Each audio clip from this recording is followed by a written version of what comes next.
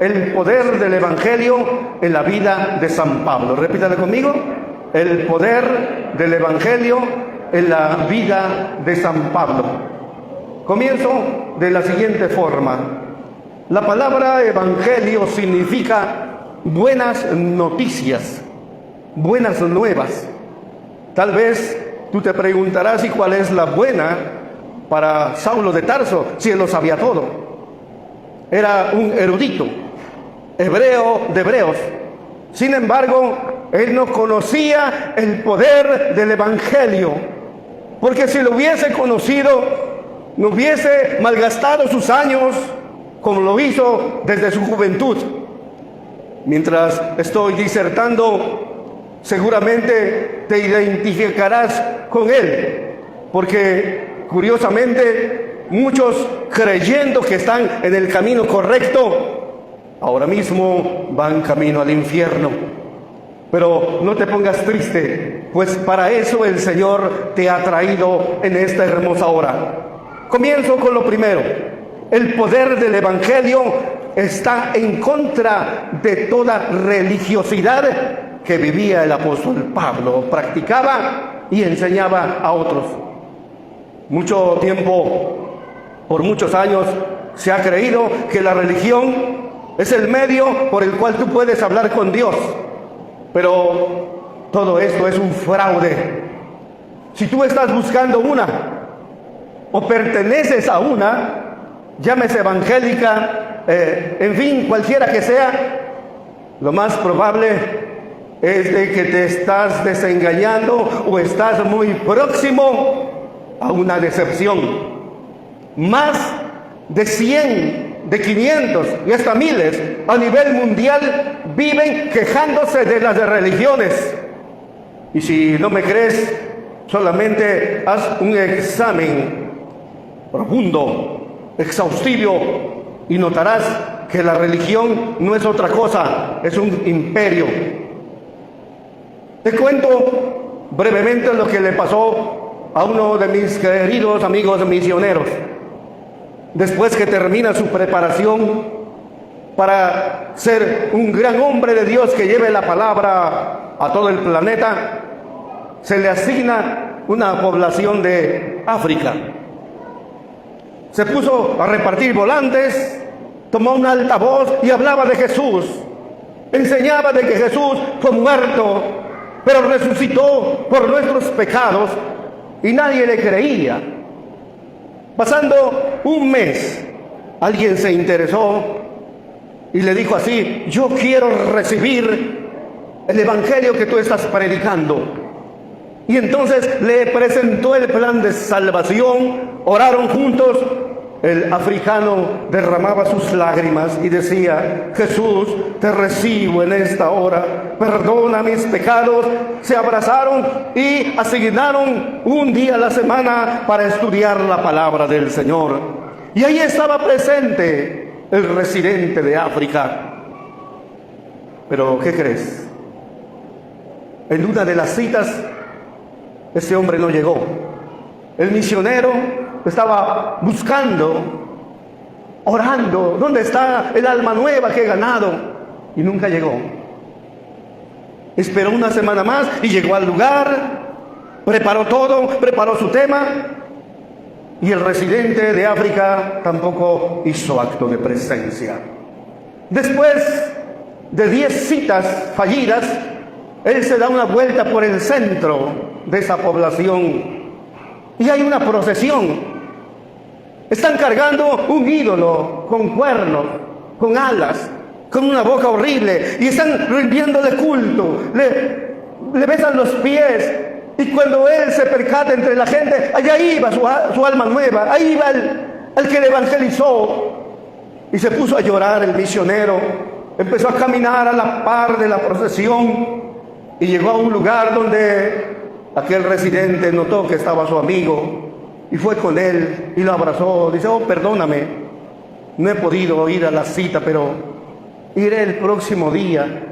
Pero el hermano misionero, frustrado, dijo: pero tú estás adorando un ídolo, lo has besado, has derramado tus lágrimas, Estás haciendo una aclamación a favor de él, ¿cierto?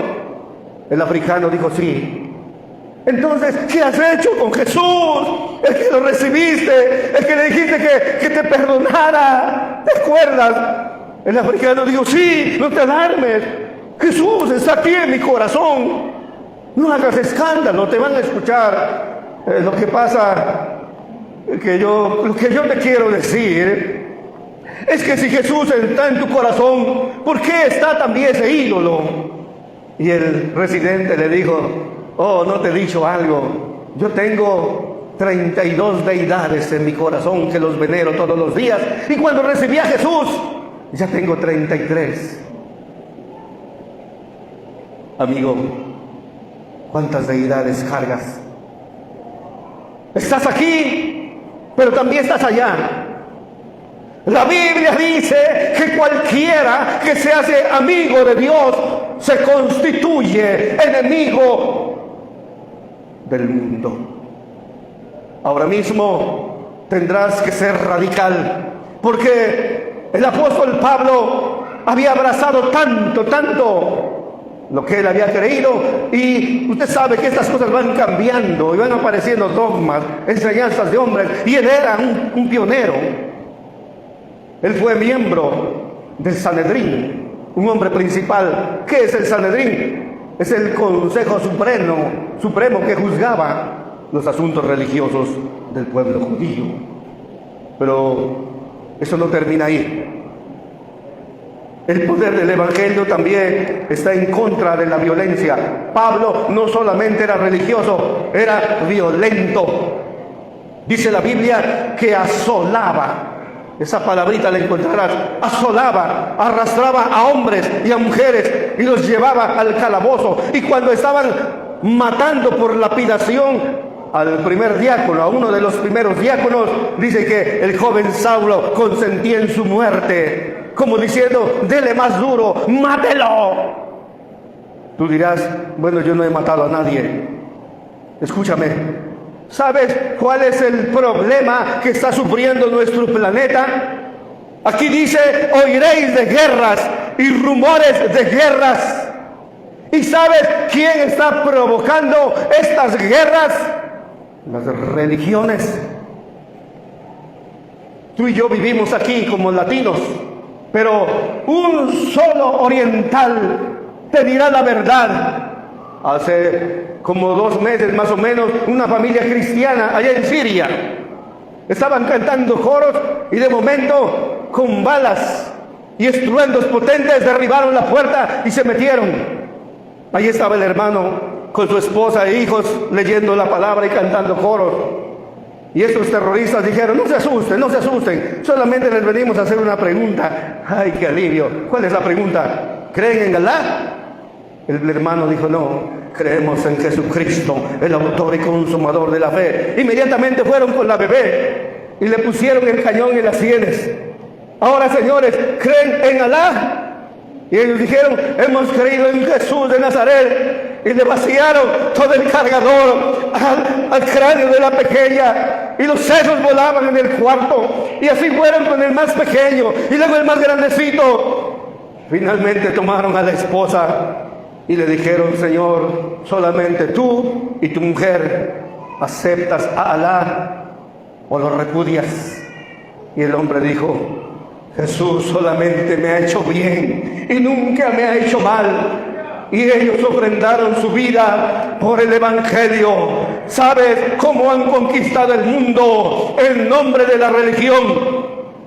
Si tú no quieres que hablemos de los orientales, hace ya más de 500 años vino una religión idólatra a nuestro país y con violencia nuestros ancestros eran llevados a la fuerza a una ceremonia pagana, aunque no entendían el idioma, aunque no entendían nada, tenían que estar ahí.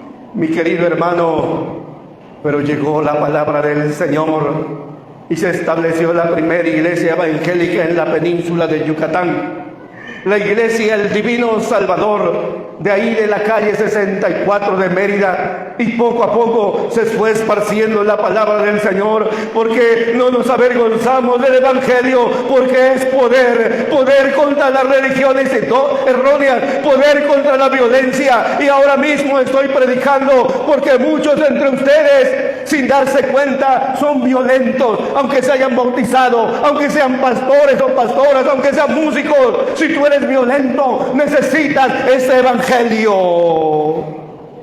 Saulo de Tarso era el terrorista que asolaba esos lugares, afirmando que Jesús fue un farsante, y por eso lo mataron, por eso lo llevaron a la pena capital, la crucifixión.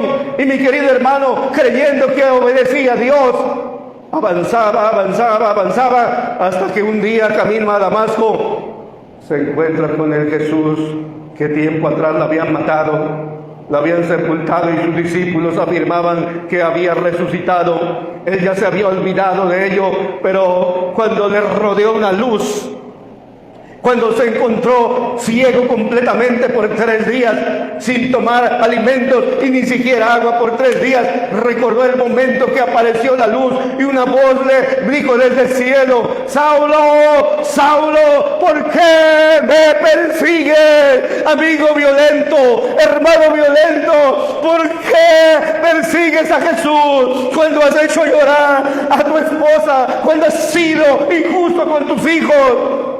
Cuando has agredido a la suegra, no has agredido a ninguno de ellos. Has lastimado al Cordero de Dios, el único que se ofreció dar su vida por la tuya, para que tú tengas una oportunidad de escapar de las llamas del infierno. A Él estás lastimando, pues la Biblia dice: por cuanto lo hiciste a uno de sus pequeñitos, a mí me lo hiciste. Esto lo entiende perfecto el apóstol Pablo, que después escribiría lo siguiente: cualquiera que no provee para los suyos ha negado la fe y es peor que un incrédulo. Porque la gente que se convirtió en Roma, en Corinto, en Tesalónica, ya eran creyentes, pero había maridos flojos, había esposos que no se daban a la tarea de atender a la familia.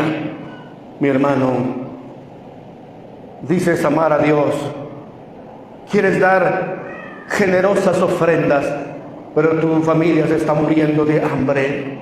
La Biblia dice: amarás al Señor tu Dios con todo tu corazón, con todas tus fuerzas, y a tu prójimo como a ti mismo. ¿Sabes quién es tu prójimo? En una de las raíces etimológicas, la palabra significa próximo. Sí, estás próximo a la iglesia, si estás cerca de los compañeros de trabajo, pero hay alguien que está más cerca que la iglesia y que los compañeros de trabajo, y es tu esposa, que duerme contigo, que come contigo, que vive contigo, tus hijos que están bajo tu techo. Y la palabra del Señor nos enseña que tú debes amarlos. Por eso, si algún día llegas a oír mi testimonio, le he pedido a Dios algún día darlo en este lugar. Si algún día llegas a oír mi testimonio, notarás que amar a la familia es arriesgar la propia. ¿Y dónde lo dice la Biblia? Dice así: maridos, amad a vuestras mujeres, así como Cristo amó a la iglesia y se entregó a sí mismo por ella. Esposo, si no te entregas a tu familia, necesitas el poder del Evangelio ahora mismo. Quiero ir a un detalle bastante cruel. Sobre aviso no hay engaño. Si en tu móvil, en tu celular, un pequeño paréntesis, levante la mano los varones, los casados, levántela así, bien alto, bien alto. Oh, hermana, levántale la mano a tu esposo. Uno que otro la mantiene, la mayoría. Ok, suficiente. Si en tu celular aún conservas imágenes de la ex, ni tus hijos, ni tu esposa, ni yo te voy a creer que estás entregado. Eso se llama violencia sentimental. Hoy fue el último día que lo tuviste, bórralos cuanto antes. Te avisé que era cruel y si te estás riendo porque me estás entendiendo. ¿Para qué voy a decir algo que no se entiende? ¿Para qué voy a hablar con rodeos? Dice la palabra del Señor, mi pueblo fue destruido porque le faltó ciencia. Y hay veces que no tenemos la capacidad de impartir esa ciencia. Mi querido hermano, bórralos, pero no los mandes a archivos.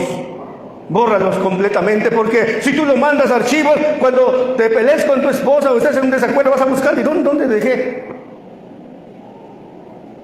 Si amas a Dios, y si no lo amas, Jesucristo sí se entregó a ti sin reserva. Y si Él se entregó sin reserva, ahora mismo recuerda las palabras que te dijo el pastor en el día de tu boda. Yo, Antonio Baldón, te recibo a ti, Mirna Cetina. Por eso les dije que me siento feliz que ella está aquí, como mi única y legítima esposa. Seas más rica o más pobre, sana o enferma, con todo lo que la vida da y con todo lo que la vida quita, estaré contigo hasta que la muerte los separe. Si tú no lo has dicho alguna vez, ya te lo recordé. Ya le regalaste muchos ramos de rosas, ahora regálale estas palabras: comprométete. Comprométete, porque se atrevió a dar una firma en el registro civil, porque ya te dio hijos, porque te soporta. Y la palabra del Señor nos dice: honroso sea el matrimonio. Y qué ironía, aunque el apóstol Pablo no aparece, su pareja, sin embargo, él habla de una manera extensiva y dice así: porque nadie jamás aborreció a su propio cuerpo, sino que lo cuida. Amigo, ¿no te gusta oír de Dios o de religión? Te estoy hablando de tu familia. Estaba en un aula. Alguien contrató un aula de la secundaria para que yo fuese a dar una conferencia para matrimonios. Y me dijo: prohibido hablar de religión. Y a la mitad les dije: no quieres nada con Dios, pero quieres ver a tu esposa sonreír, quieres ver a tus hijos felices, quieres un oasis. El dueño de la felicidad se llama Jesús de Nazaret. El que instituyó el matrimonio y lo santificó desde el principio se llama Jehová de los ejércitos. Y dice la Biblia en San Juan 1:1: en el principio era el verbo y el verbo era con Dios. Y dice: todas las cosas por Él fueron hechas, y sin Él nada de lo que ha sido hecho fue hecho. Y con estas declaraciones, Dios te regaló una bella esposa. ¿Por qué la maltrata? Dios te regaló unos lindos hijos que cuando llegas a tu casa inmediatamente corren hacia ti y te dan besitos y cariñitos. No se vale. Dales un buen ejemplo. Si tú insultas, ellos van a insultar. Si tú golpeas, ellos van a golpear. Si tú eres amoroso y eres una persona acomedida, ellos van a seguir tus pisadas. Ahora ya sabes por qué necesitamos predicar el Evangelio. Una de las palabras que me dejaron confusas en una campaña dada por el evangelista puertorriqueño Gigi Ávila, hablaba a la iglesia, predicaba a la iglesia y decía: si no estás de acuerdo conmigo, conviértete otra vez, arrepiéntete otra vez. Te has ido alejando, deslizándote. Pero Dios te dice: detente, hoy es el día de salvación. Termino con el siguiente ejemplo. El apóstol Pablo dice: porque no me avergüenzo del evangelio, porque es poder de Dios para salvación a todo aquel que cree. O sea, le puse aquí el poder del evangelio contra la religiosidad. 2, el poder del evangelio contra la violencia. Y 3, el poder del evangelio contra todo lo que te arrastra al infierno, porque es poder para salvación. Va a llegar el día que el Señor tomará a los suyos. Uno será llevado y otro dejado. Y si andas chueco, buscarás a tu esposa, ya no está. a tus hijos, y ya no se encuentran, y vendrá a tu mente el himno de Marino, la gran tribulación, vendrán a tu mente los versículos, tendrás aquí en tu cabeza la imagen de las campañas donde pudiste reconocer el Evangelio de Cristo que transforma, pero nunca pasaste. Te acordarás cómo tu vecino lo invitaste, aceptó a Cristo y se convirtió, y tú nunca pasaste de ahí, siempre viviste ocultando un pecado porque nadie lo descubrió. Pero hoy Dios lo ha visto y conoce, y por eso te habla. Póngase de pie ahora, por favor. Te habla y te dice así: venid a mí todos los que estéis trabajados y cargados, y yo os haré descansar.